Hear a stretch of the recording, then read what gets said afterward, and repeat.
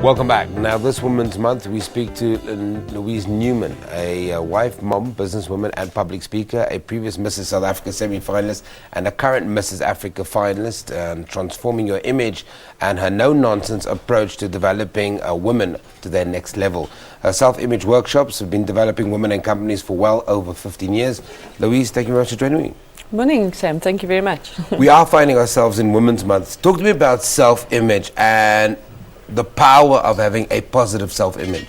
Well, first of all, to clarify self-image, a lot of people, look at you and say, oh, so you help people with their dress and, how their body image and things like that. And that isn't what it is. I consult with people, I partner with people like Dr. Singh at Silhouette Clinic to help me on the outside of things. Self-image is about how we see ourselves on the inside. And it's really the soul of everything. Every single result that you receive in life has got everything to do with the way that you see yourself.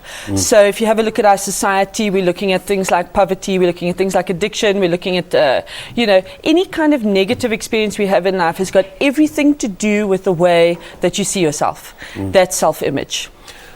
I think the big question maybe is that who informs that? Who develops a negative self-image of yourself? How do you tie into what is bad for you without consciously moving? It's not like you're walking towards a speeding car and yet you're finding yourself there. Correct. So self-image is subconsciously programmed, and it's programmed from childhood.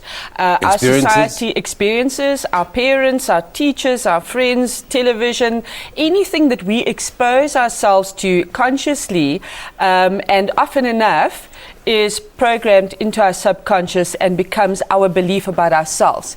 So if you are told as a child, you're really not very clever and you're really not very smart and you're really not this, and you're told that constantly, even if that person has Einstein's IQ, they will grow up stupid. Yeah.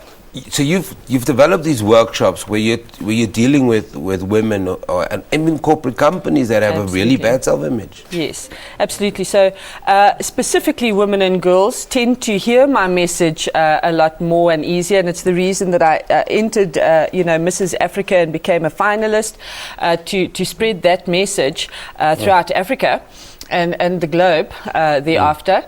But absolutely, every single person benefits from the message that I give about self-image, and that's from my own story of extreme transformation from a completely broken self-image to the self-image that I have today. So what were some of those key triggers for you in your personal story that moved you away from being that person? I had to make a choice. I came to a place in my life where I had to make a choice. I was living, but I was actually really just existing. I was completely dead inside. I'd really lived a broken life for most of my childhood, obviously, but thereafter it becomes about the choices you make in life. And I had chosen to live a completely broken life for 18 years of my adult life.